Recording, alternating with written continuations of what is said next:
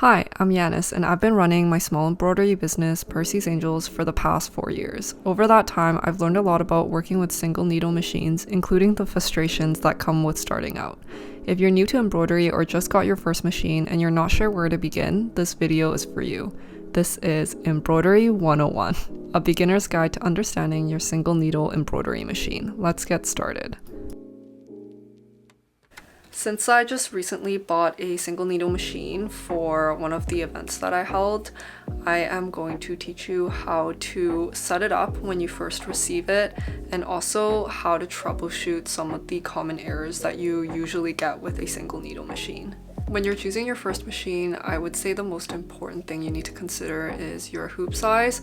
That is the size of which you can embroider on. So for example, the machine I'm showing you today, this has a 4x4 hoop. Some machines have 5x7, 6x10. So it really depends on what type of design you would like to make.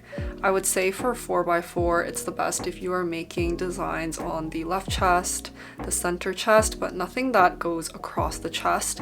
If you're looking to do more intricate designs or like bigger ones like the mama sweatshirts that a lot of people do online, I would definitely recommend at least a 5x7 hoop, because otherwise you will not be able to do any designs across the chest. Aside from these one needle machines, there are other machines called the multi-needle machine.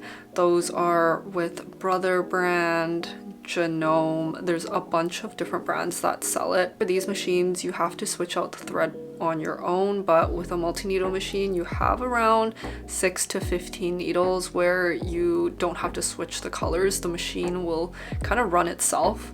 So there are downsides to owning a one needle machine, but when you're first starting out, I highly recommend you to get a one needle machine to see if you actually like embroidery or not, and then later on invest into a multi-needle machine once you're sure that you actually want to pursue embroidery and you actually like doing it. A single needle machine can run you anywhere between, I'd say, around 400 Canadian, and it can go up to like $5,000 depending on what brand and which version you get. The ones that we've purchased were always under $1,000. I think the most expensive one we got was the SE 1900, which was around the $1,000 range. Our first machine was the SE 600, which was around $700 at the time when we bought it. So nothing too expensive, but if you are looking for cheaper alternatives, I definitely recommend you look on secondhand websites like Craigslist, Facebook Marketplace. There are always plenty of them on there because a lot of people buy their machine and then they just decide that they don't like it and they shove it somewhere, and then they'll end up selling it online. So, I mean, it's a win-win for you. Before we continue, I wanted to give a shout out to our sponsor today, OmniSend. OmniSend is an email marketing platform that has really changed the game for email marketing, especially for small businesses. When I first started my small business, to be honest with you, I did not focus on email marketing at all because I didn't think it was that important. I really only focused on social media, and that was probably one of my biggest regrets because I realized later on when I started email marketing how beneficial and useful it is for small business growth. One of my favorite features on OmniSend is their automated abandoned cart emails. This has been extremely beneficial for my shop because a lot of people leave their carts abandoned.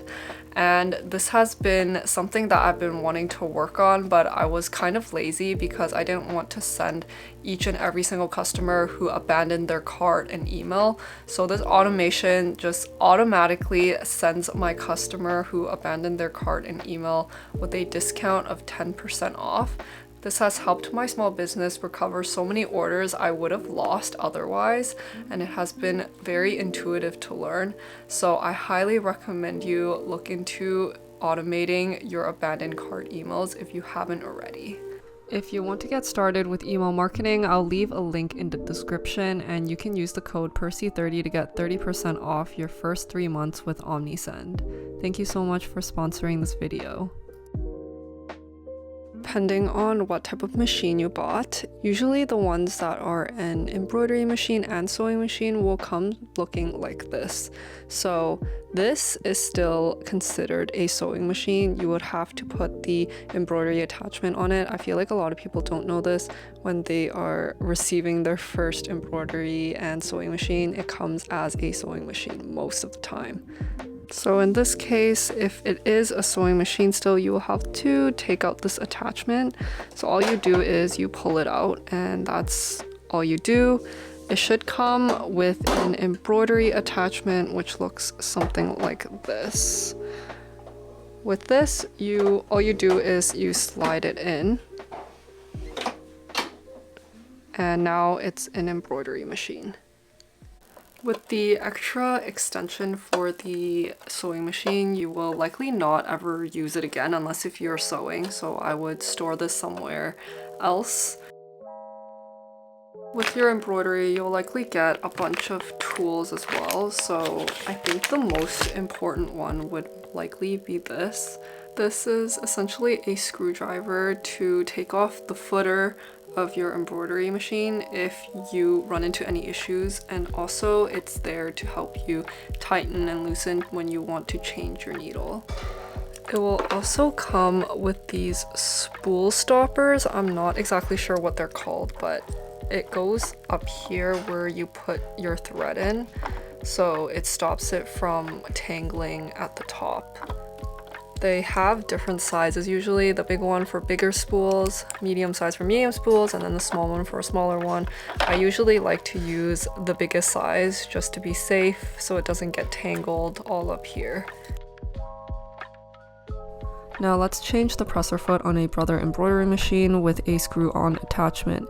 If it is a sewing and embroidery machine, it will usually come with a sewing footer, so you have to make sure you swap it out for the embroidery one. You just want to take your embroidery foot and line it up to the holder and then tighten the screw until the foot is secure. But make sure you're not over tightening it and you are double checking that it's snug and also sitting up straight.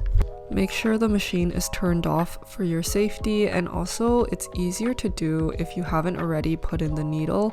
So if you already have a needle inside the machine, make sure you take it out before you swap it.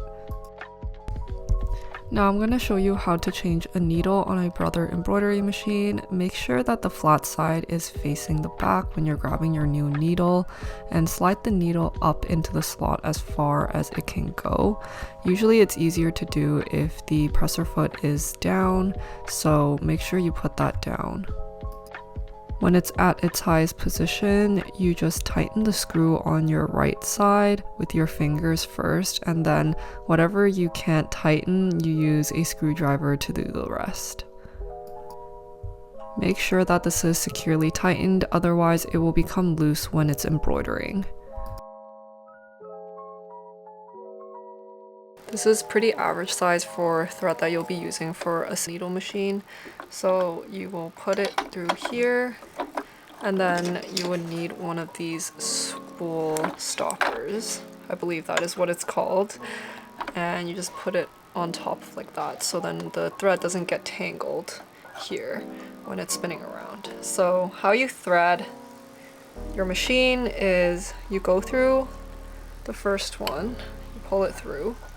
You essentially want to follow the guide that is already on your machine, but it can be pretty complicated, so you want to bring it down on the first groove on the right and then loop it around the bottom and then go back up on the left groove. Slide the thread into the take-up lever at the top, which is the little hook that goes up and down. Pull it down again toward the needle and slip the thread behind the needle bar thread guide, which is right above the needle. And then lastly, you just want to thread the needle by hand, or you can use the auto threader if your machine has that. Now I'm going to show you how to thread a bobbin. This is the part that a lot of people mess up on. You have to drop the bobbin in with the thread coming off counterclockwise and follow the grooves until you reach the little nodule where it cuts the thread off. If you are wounding your own bobbins, make sure that you are using bobbin thread and not just regular thread, because it will cause quite a bit of issues if you were to use regular thread, just because the quality of it and also I guess the thickness of bobbin thread is a little bit thinner. So it is important that you are buying the correct thread when you are making your own bobbins. I think a lot of people fail to realize that the bobbin is actually probably the most important thing, and it's the thing that you need to pay attention to the most when you are embroidering. Whether it's a multi-needle machine or a single needle machine, it's always bobbin tension issue. If you run into any nesting or anything like that, make sure you are checking your upper thread and also your bobbin to make sure it's not tangled or if it's not placed correctly, because if it's placed incorrectly, it can cause a lot of issues with your embroidery. You can automatically tell by how it sounds. So this little nodule will control your top tension, so the thread that you placed here. The default for these machines are usually at a 4 or 5. I would test the tension out before you embroider on anything that is expensive or a brand new sweatshirt or anything like that, just to make sure you have the correct tension. I would embroider things that are very easy. I will attach some links in the description box below with files that you can use to test your tension. After you've tested your first design, this is a scrap shirt. We have a bunch of these to test out tension and also make new designs on them. So we have a bunch of these now. But I would definitely use a scrap piece of fabric so you're not wasting anything, because you will run into tension issues most likely when you're first starting out. After stitching out your test design, I would definitely check out the front of your design. So for example, here you can see in the top thread that you don't see any looping or anything of that nature. It is very consistent, it is very clear and even. And then you should be turning over your fabric and checking the inside as well. The stitches should also be very even and there should be no loops or excess thread in the back. Only the parts where you see excess thread should be the places where the machine jumped stitches to the next position. So you shouldn't be seeing any really big loops. If you see big loops, that means there is a tension problem. When you are testing your tension, I highly recommend you to use black thread on top and then a white bobbin, just so you can see if the bobbin is showing on top of the thread or it is completely black on top. This will make sure that you have the correct tension. Otherwise, if you're using the same color bobbin and the same color thread on top, you can't tell if bobbin is showing through the top or not. If bobbin thread is showing up at the top, so you see a lot of white at the top of your design, and it's not just the color that you have as your top thread, that means your tension is too loose, so you want to tighten the top nodule on your machine. And vice versa, if your design is creating holes or it looks scrunched, that means the tension is too tight and you need to loosen it. So you have to go back down on the nodule to maybe from a 5 to maybe a 4, for example. Your bobbin thread could also be an issue. It could be too loose or too tight. You can find out if it's a bobbin issue if you see that the back stitches are uneven or the top thread is pulling excessively, so your machine's kind of just pulling at the top thread like crazy. In this case, you will need to adjust your bobbin case. This is usually done by tightening or loosening the screw on your bobbin case that can be found on the side. After each adjustment you make, I definitely recommend you to rehoop the sweatshirt that you tested on or whatever fabric and restitch out the design just to make sure that you are fixing the problem.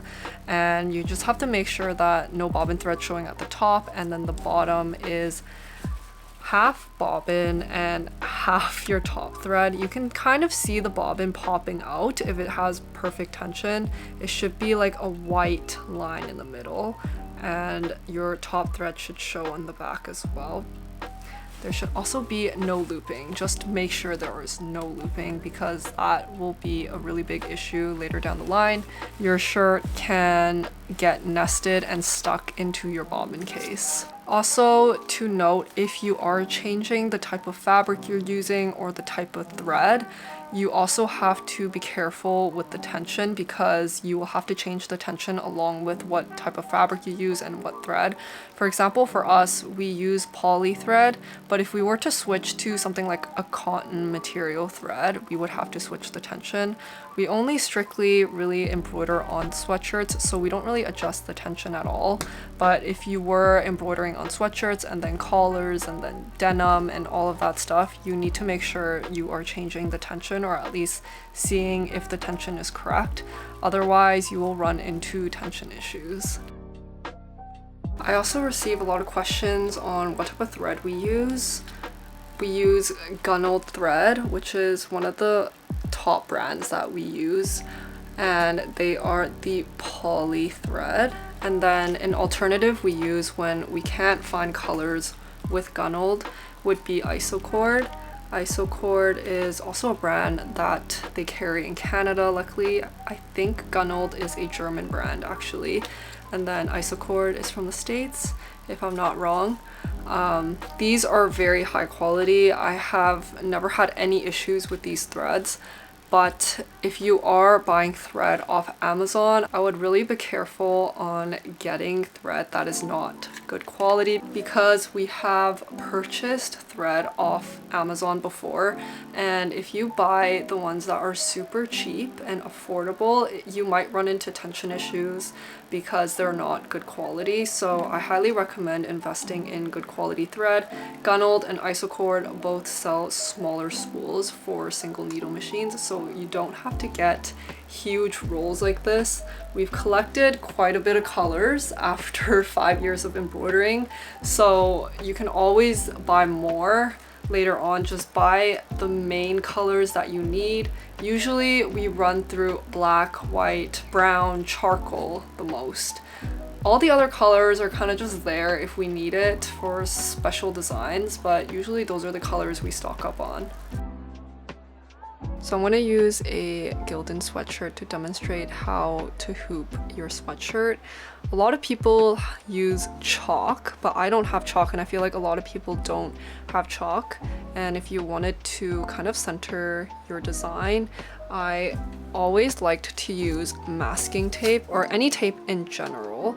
I would just peel some off and fold my sweatshirt exactly in half, and I would basically use a straight edge and I would place it here exactly where the line is where I folded it, just so I know where the center is. And then I'd flip it on the other side and I will do the same.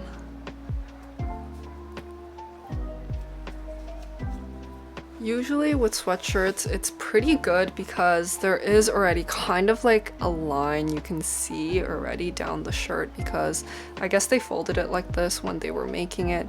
But with tape, I can see that this is the middle and that is exactly the center of where I'm gonna be hooping it.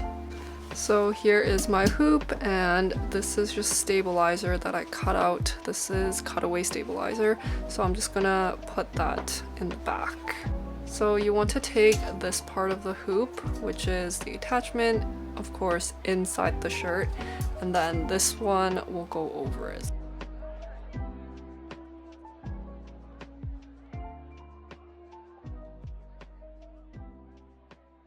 So as you can see, there is a line here, and then there's also a line on the bottom as well, right here. And you just want to make sure that the center here is all lined up so you can make sure that it is straight.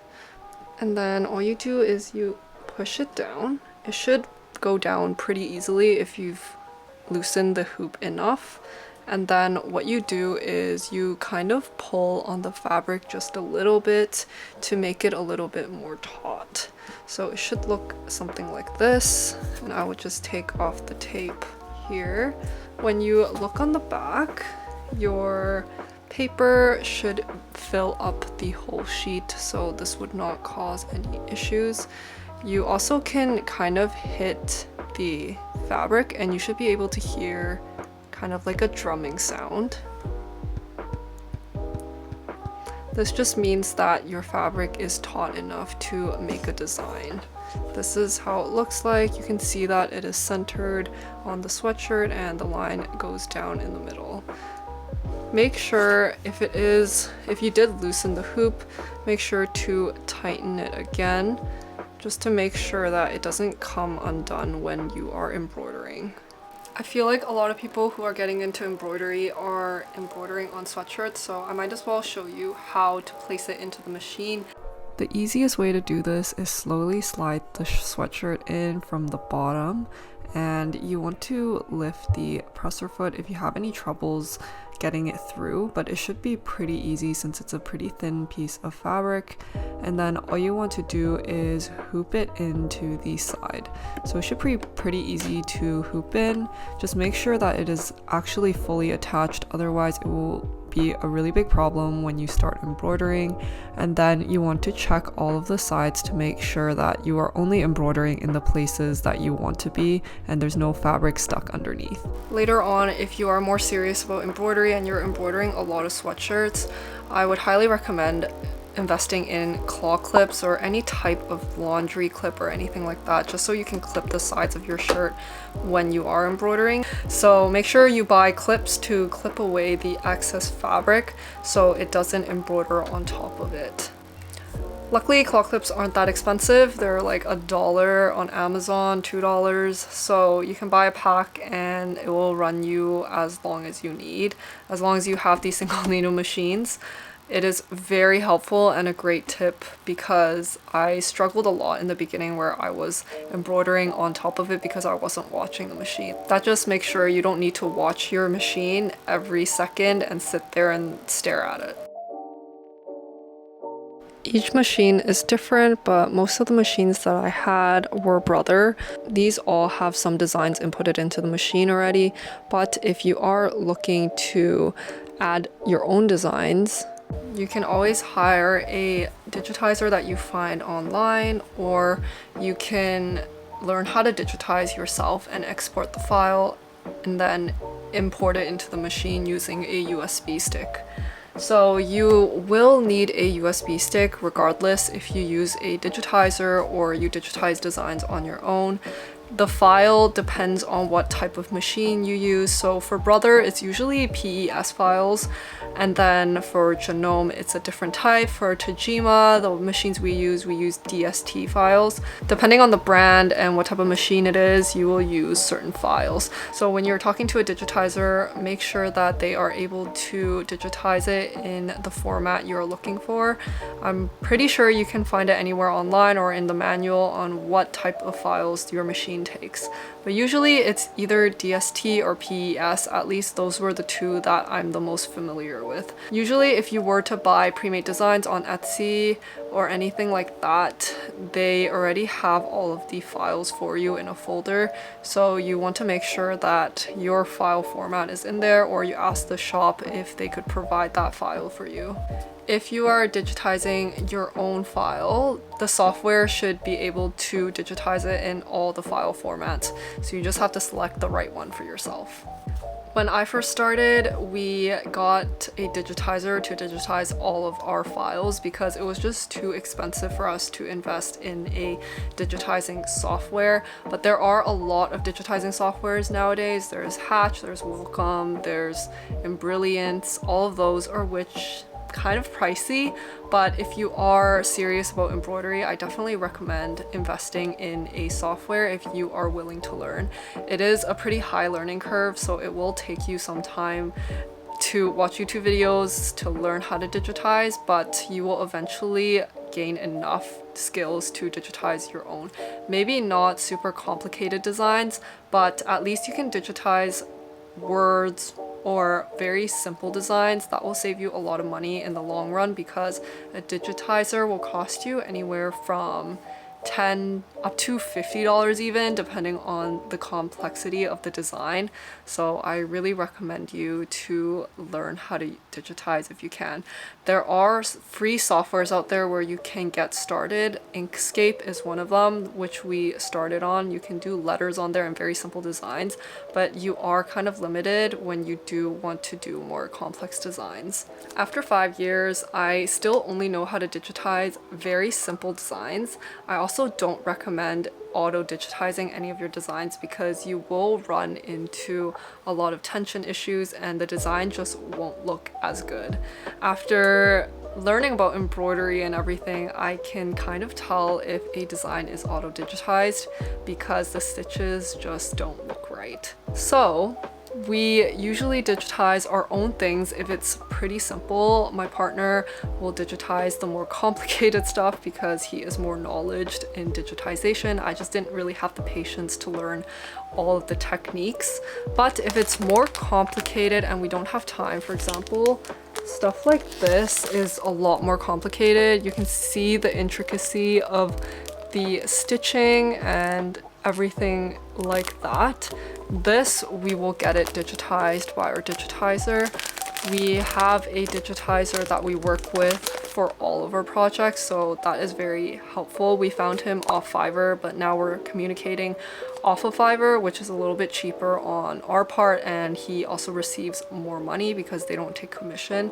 But Fiverr is a great place for you to find your digitizer. There are so many people on that website, so it is the perfect place to help you find someone. Now I wanted to talk about the marketing aspect of our small business. We usually do all of our marketing on social media, so we have TikTok and Instagram. I would say we mostly used TikTok to promote our stuff in the past, but now I'm trying to focus on both platforms because I realized that Instagram can also be a really good platform to use in terms of growth. I honestly didn't see much growth on Instagram just because I kind of neglected my Instagram account for the first few years of my small business. I only really started focusing on it probably at the end of last year, so around November and December. I tried to post a little bit more consistently and I did see results from that, which is really exciting. My goal was to hit 10K. We actually did hit 10K at some point and then we kind of fell off of it because I also got inconsistent and a lot of people started unfollowing because the only reason why they followed us in the first place was from one of our viral videos on Instagram. Now I like to make my videos on TikTok and then recycle them on Instagram. That way I have the same content on both platforms.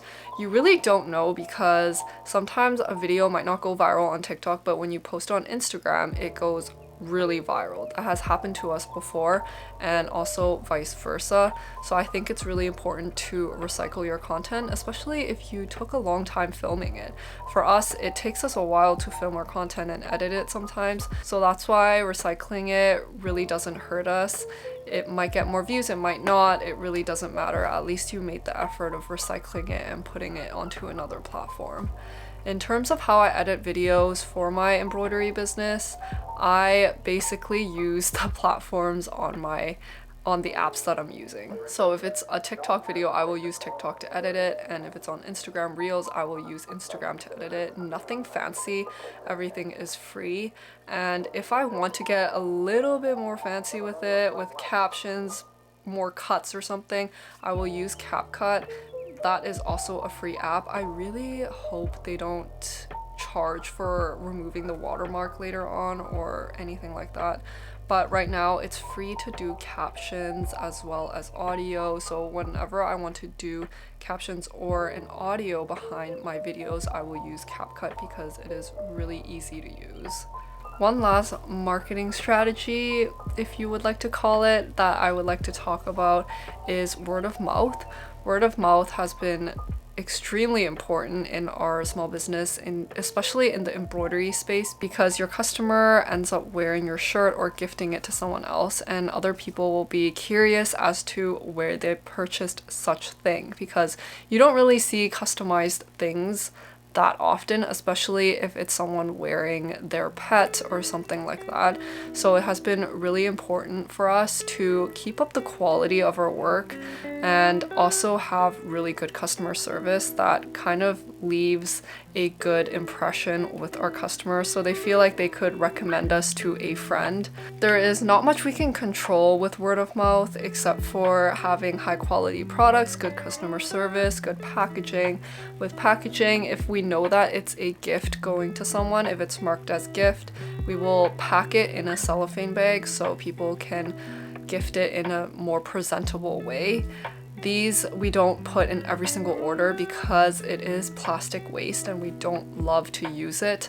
But in the case where people are gifting it, we love to add that addition for them just so it is more presentable. We also like to include thank you cards and wash guides with every single order so customers know how to wash their garments. I feel like that's super important because they need to know how to wash it to keep the lifespan of the sweatshirt, and a lot of people actually end up asking us for a guide if we didn't give it to them.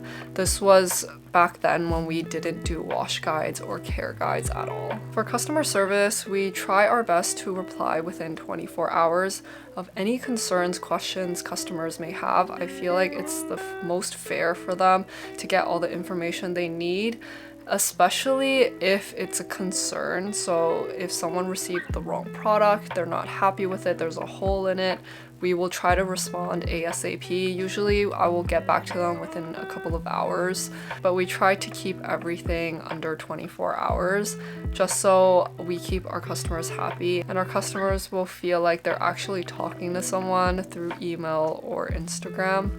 If we're a little bit more busy and slammed, we usually extend the reply time to around 48 hours. Sometimes we do miss emails, but we try our best not to, so we will go through it every single night before we go to bed. I think with social media marketing, email marketing, as well as word of mouth, I have basically covered all my bases in terms of marketing. But obviously I am always looking for new ways to market my small business, and I think you should too. There are always methods out there to try to get your business out there. There's not only one method. These are the top 3 things I do for my embroidery business to hopefully get more customers. That is about everything you need to know to get started with embroidery if you have purchased your first single needle machine. I hope this was helpful to one of you out there who is starting out in embroidery. It is very exciting. It is also a pretty big learning curve, especially when you're first starting out. So if you have any questions, leave them down below. I'll try my best to answer all of them. But for now, see you.